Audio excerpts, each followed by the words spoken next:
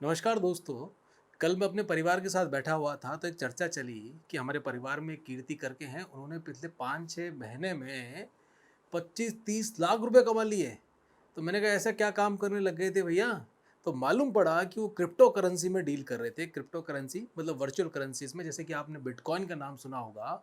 तो मेरी पत्नी के साथ मैं बैठा हुआ था तो पत्नी ने बोला कि आप बड़े इकोनॉमिक्स बड़ा पढ़ाते रहते हो, क्या आपको मालूम है ऐसा कैसे हो गया? मैंने कोई ना कोई झोल होगा भाई। ये तो मुझे मालूम है वर्चुअल करेंसी होती है, आभासी मुद्रा होती है, लेकिन यह जो वर्चुअल करेंसी से 6-7 महीने में 30-30, 40-40 लाख रुपए। तो फिर मैंने उस पे दोबारा से रिसर्च करना स्टार्ट किया और रिसर्च करने के बाद जितनी भी इन्फॉर्मेशन क्रिप्टो करेंसी की पिछले भी 10-15 दिन में मैंने इकट्ठी करी, वो मैं आपके साथ अब शेयर करने जा रहा हूँ। और मैंने भी मेरा अकाउंट खोला है इसमें, और आगे की जो मैं ट्रेडिंग करूँगा वह भी मैं आपके साथ शेयर करता रहूँगा। तो आज हम समझेंगे क्रिप्टो करेंसी, इस प्रकार से समझेंगे कि आप किसी छोटे बच्चे को भी अब आसानी से समझा पाएंगे। आपको सिद्धहस्त कर देंगे इसमें, छोटी-छोटी डेफिनिशंस के माध्यम से, छोटे-छोटे एग्ज़ाम्पल्स के माध्यम से इसको हम क्लियर करते हैं। और कैसे कीर्ति ने पिछले 6-7 माह में 25-30 लाख रुपए कमाए, उसका मैं आपके लिए इंटरव्यू लेके आऊँगा। और कई ऐसे माइनर्स या माइनिंग करने वाले या बिटकॉइन में डील करने वाले या क्रिप्टो करेंसी में ट्रेड करने वाले, जो सामान्य मध्यम वर्गीय परिवार के बालक हैं, उनके साथ हम इंटरव्यू करेंगे। जो हमें फ़ील आए, हमें वो तो 2-2 3-3 4-4 करोड़ रुपए के डेली के ट्रांज़ैक्शन करने वालों से लाभ नहीं होने वाला। जो छोटी-छोटी चीज़ों के द्वारा अपने आप को फाइनेंशियली मजबूत कर रहे हैं, हम उनके साथ इंटरव्यू करेंगे। चलिए स्टार्ट करते हैं आज का सेशन। क्रिप्टो करेंसी को समझते हैं, बिटकॉइन जैसी सभी वर्चुअल करेंसी को समझने का प्रयास करते हैं।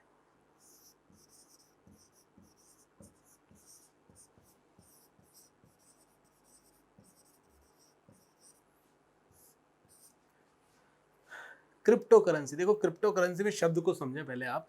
क्रिप्टो का मतलब क्या होता है? क्रिप्टो का मतलब होता है सीक्रेट, छुपा हुआ। और करेंसी मतलब मुद्रा, जो आपकी करेंसी है, जो आपके जेब में पैसा होता है। सिंपल फॉर्म यही मान के चलें, ऐसा पैसा जो सीक्रेट है, जो किसी को पता नहीं हो भैया किस फॉर्म में है। तो ये क्रिप्टो करेंसी है। अब देखो इसको ऐसे समझें आप कि बैंक में मैं जाता हूँ, बैंक में यदि सपोज करो आ, मेरे अकाउंट में 1 करोड़ रुपए हैं।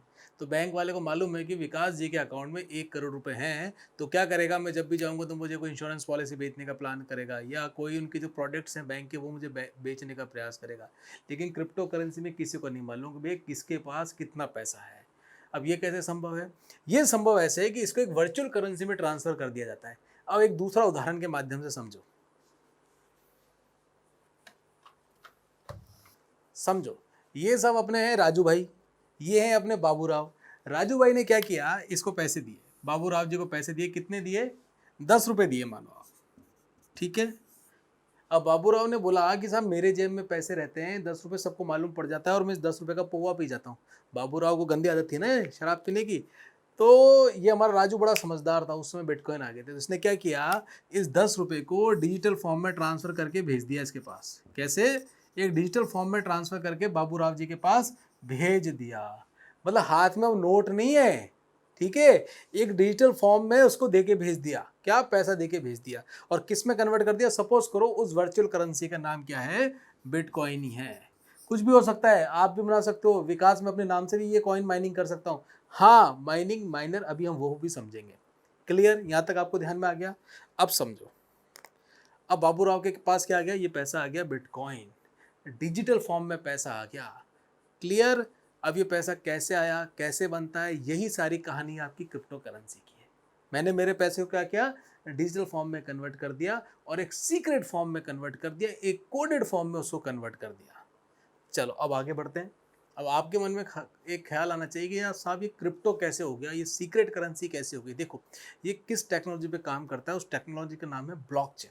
और ब्लॉकचेन टेक्नोलॉजी को समझने से पहले आपको ध्यान में आना चाहिए पीयर टू पीयर नेटवर्क क्या होता है। क्या? Peer to peer network.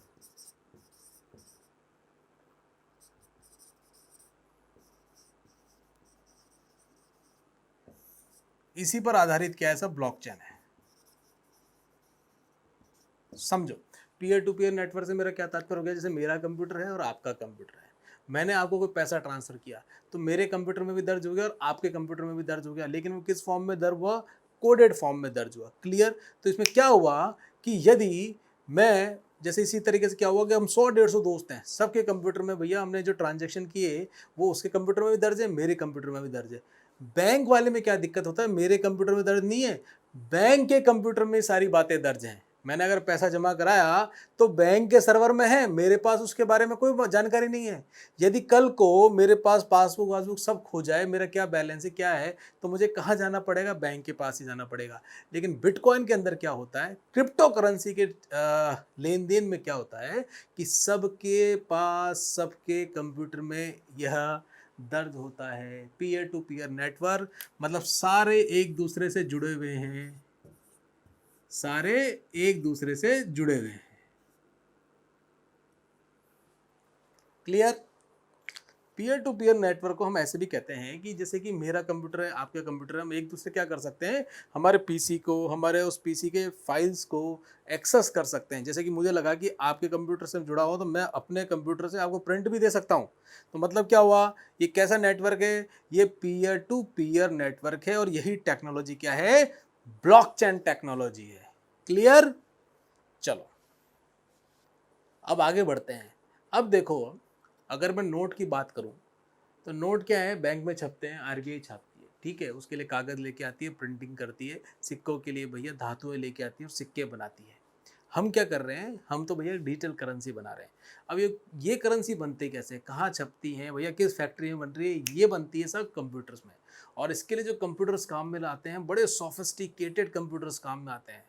ठीक है, स्टार्टिंग में 2009 में जब ये माइनिंग स्टार्ट हुई थी, इस वर्ड को बोलते हैं माइनिंग।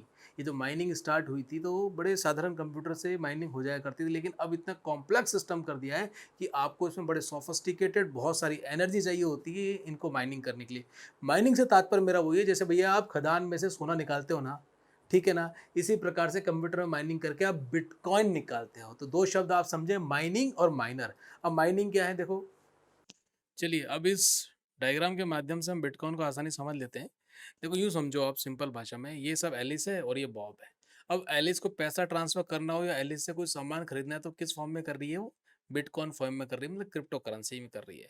अब इसने तय कर लिया कि साहब मुझे कोई सामान खरीदना था। सामान खरीदने के लिए उसने क्या किया, एक डिजिटल फॉर्म में एक प्राइवेट की भेजी, ठीक है, एक मैसेज भेजा। और क्या भेजा कि साहब मुझे 2 बिटकॉइन का तुम्हारा सामान चाहिए या 2 बिटकॉइन में तुम्हें ट्रांसफर कर रही हूँ। ये रिक्वेस्ट किसके पास पहुंची, ये रिक्वेस्ट पहुंची बॉब के पास। अभी जो रिक्वेस्ट पहुंचेगी ना मेरे प्यारे दोस्तों, किस फॉर्म में पहुंचती है, ब्लॉक फॉर्म में पहुंचती है। ये ब्लॉक हर ट्रांजेक्शन को शो करता है। मतलब जैसे ही इसने ये ट्रांजेक्शन के लिए अपनी रिक्वेस्ट भेजी तो ब्लॉक फॉर्म में आके जो पहले के ब्लॉक थे उन ब्लॉक में आके ये ब्लॉक जुड़ जाएगा। इसीलिए इस टेक्नोलॉजी को क्या बोलते हैं हम, ब्लॉक चैन टेक्नोलॉजी बोलते हैं। मतलब ये रेल का डब्बा है, इंजन है, और इससे क्या है ये सारे जुड़े हुए हैं। अगर एक भी बीच में डब्बा हट गया तो सारी चेन टूट जाएगी, कड़ी टूट जाएगी। और यह कड़ी जो जुड़ती है, तो हमने देखा था पीयर टू पीयर नेटवर्क में, जैसे कि सारे कंप्यूटर एक दूसरे से जुड़े हुए थे। तो जैसे ही ये ब्लॉक जुड़ता है, जैसे ये ट्रांजेक्शन जो ऑलरेडी चेन चल रही है उसमें जुड़ता है, तो सभी के पास क्या इन्फॉर्मेशन पहुंच जाती है।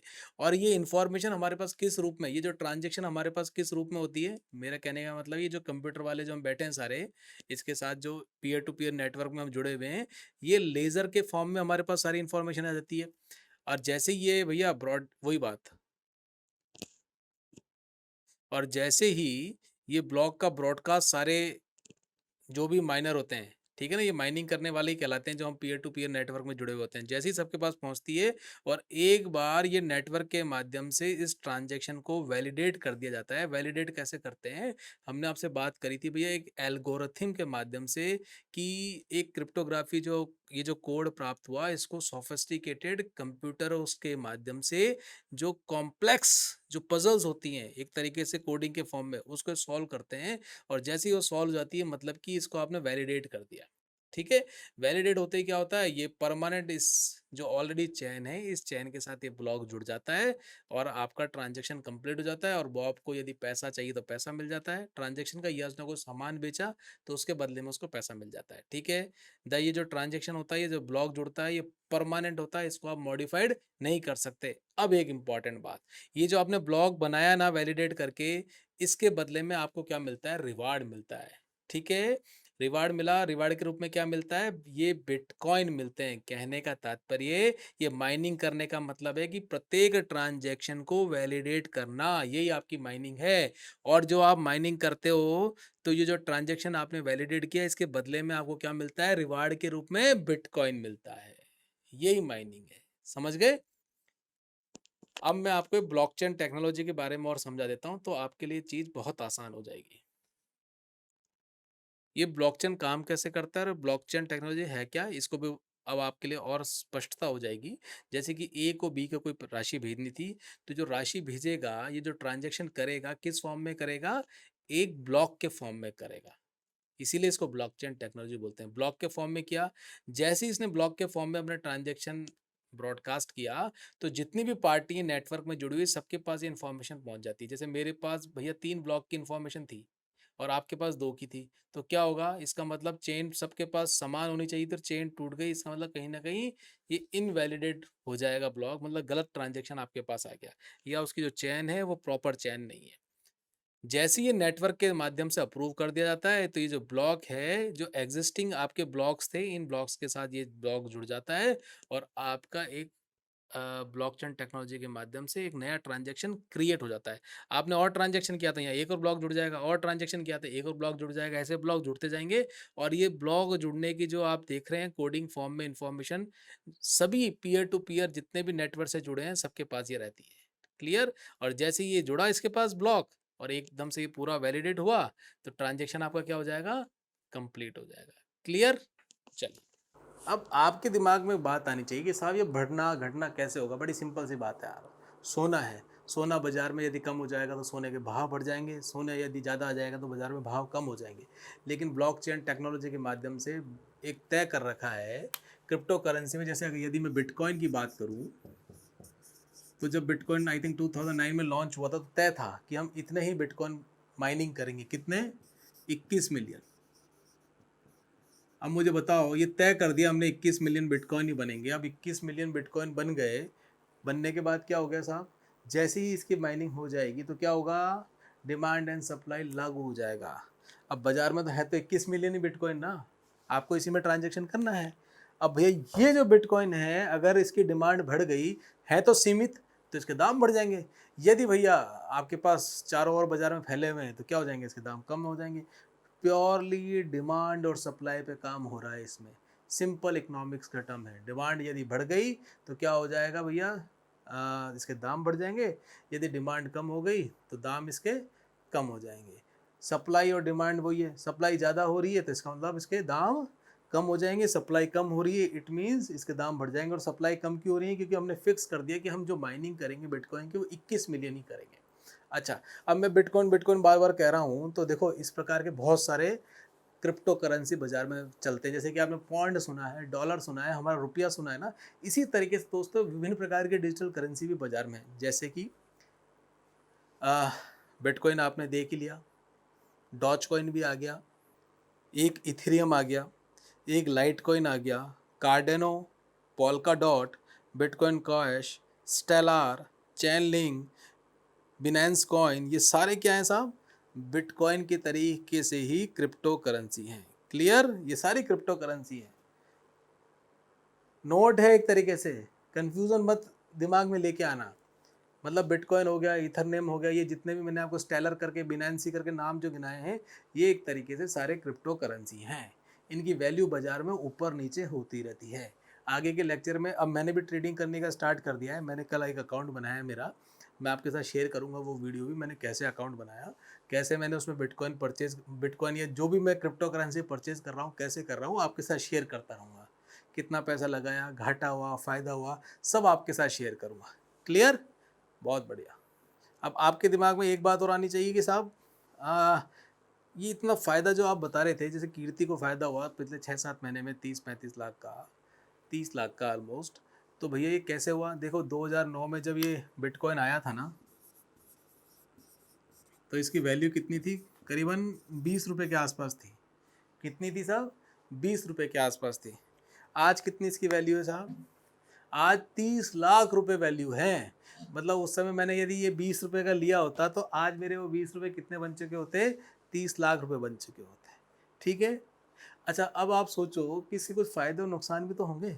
फ़ायदे नुकसान के बारे में भी चर्चा कर लेते हैं। देखो, फ़ायदा सबसे बड़ा यही है कि मेरे पैसे पर मेरा नियंत्रण है। सबसे बड़ा फ़ायदा तो एक तो ये है। दूसरा फ़ायदे में आप इसका ये देखिए कि कंट्री का और किसी भी पावर रिजीम का इसके ऊपर कोई हस्तक्षेप नहीं होगा। जैसे कि अभी आप देखते हो कि रुपया जो है सरकार की नीतियों के अनुसार उसमें इन्फ्लेशन आ जाता है, डिफ्लेशन आ जाता है, कम ज़्यादा होते रहते हैं। लेकिन क्रिप्टो करेंसी में ऐसा कुछ होने की उम्मीद नहीं है। दूस दूसरा तीसरा इसका आप फ़ायदा ये मान के चलिए कि जो आने वाली बहुत सारी टेक्नोलॉजीज़ में ब्लॉकचेन टेक्नोलॉजीज़ फाइनेंशियल सेक्टर में अन्य कामों में भी बहुत अपना बड़ा रोल अदा करने वाली है।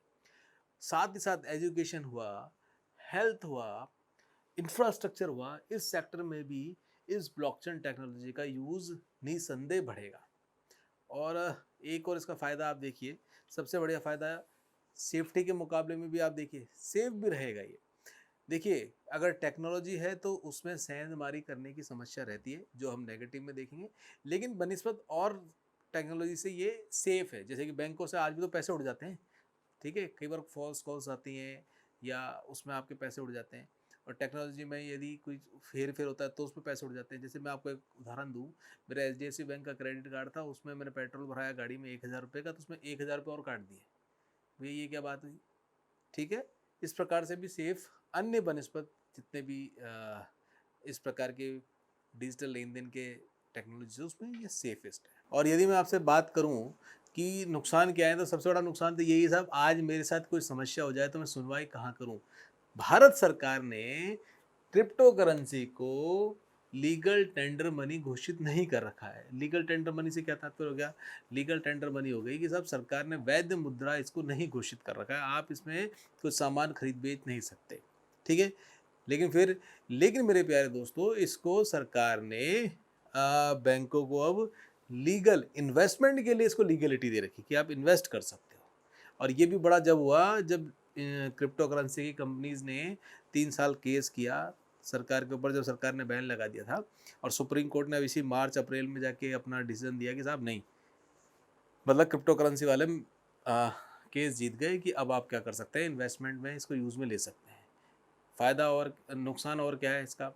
दूसरा नुकसान आप ये मान के चलिए कि जितने भी साहब इस समय 2 नंबर के काम होते हैं ना, ड्रग डीलिंग हो गई या एक देश से दूसरे देश का अगर दूसरा काला धन देने वाली चीज़ें हो गई, किसी की सत्ता गिरानी हो, इस प्रकार के जितने भी अवैध काम होते हैं, इसमें क्रिप्टो करेंसी का भरपूर यूज़ हो रहा है आज के समय में। आतंकवाद में भरपूर यूज़ हो रहा है इसका। तो ये देखो, इसके कुछ ड्रॉबैक्स हैं, कुछ फ़ायदे हैं। हर चीज़ के, हर तकनीक के कुछ फ़ायदे और नुकसान होते हैं, तो उनके ये कुछ फ़ायदे और नुकसान हैं। देखो, ये एक अभी वर्तमान में नया फ़ेज़ चल रहा है, तो इसमें इन्वेस्टमेंट करना, वह इन्वेस्टमेंट करना कि जो राशि आपको लगती है कि साहब 1000, 2000, 3000 मैं इन्वेस्टमेंट कर सकता हूँ, बिना किसी दुःख पाए, रोटी काटे अपने घर की, बच्चे की फ़ीस कम किए बिना, उस राशि को तो आप दे सकते हो। जैसे कि सपोज़ करो कि अगर आप जाते हो साहब महीने में 3 बार पिक्चर देखने मॉल में, ₹3000 लग गए, परिवार के साथ जाते हो तो ₹3000 क्या किया आपने, 1 बार ही पिक्चर देखी, 2 बार उस पिक्चर के पैसे के आपने बिटकॉइन ले लिए, ठीक है? फ़ायदे निसंदेह बहुत हुए हैं। और जब हम कीर्ति के साथ एक इंटरव्यू करेंगे तो हम समझेंगे कि वो उन्होंने किस प्रकार से, किस फॉर्मूले से यह क्रिप्टो करेंसी के जिस भी कंपनी के साथ जुड़ के इन्होंने डीलिंग करी है, कैसे उन्होंने 5-6 महीने में ही 25-30 लाख रुपए कमा लिए। चलिए, आज का सेशन यहीं समाप्त करते हैं। आशा करता हूँ कि क्रिप्टो करेंसी की कुछ छोटी-छोटी मूल बातें आपको ध्यान में आ गई होंगी। नेक्स्ट सेशंस में क्या रहेगा, ऐसे ही आपके पास बहुत सारी जानकारी आती रहेंगी। तो भैया ये तो आप यूट्यूब चैनल तो हमारा सब्सक्राइब कर ही लेना, और मैंने मेंशन कर दिया है मेरा वेबसाइट भी, तो उस वेबसाइट पर भी आप जाइएगा, आपको ये सारी छोटी-छोटी इन्फॉर्मेशन वहाँ पर मिलती रहेंगी। चलिए, धन्यवाद, नमस्कार। अगली बार मिलेंगे एक अच्छे से नए सेशन पे। और ये तय मान के चलना, क्रिप्टो करेंसी, बिटकॉइन की आपकी जितनी भी दुविधाएँ हैं, सारी दूर कर दी जाएँगी। कोई भी समस्या हो तो मुझे मैसेज कर दिया करिएगा। नमस्कार, धन्यवाद।